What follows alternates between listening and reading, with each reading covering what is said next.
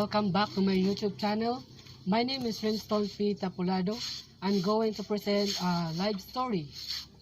The first time my mother gave birth to me. My son died when I was a baby. My mother left and my father took care of me. After my father got a job, they cooked bibingka at the market. He kept me with his brother who was take care of me. I'm going to cry. Look for my dad when he arrives. My dad took me for a few months.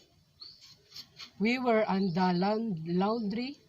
We live in a small house. We are six brothers and sisters.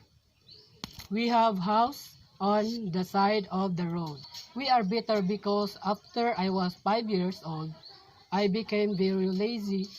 We would pick mangoes, puyo because we are in a mountain in Valma, where I grew up and went to school even to my mother dead. My father is still taking care of me, but now I'm very thankful because I was protect both mother who are just kind. That's all. Thank you.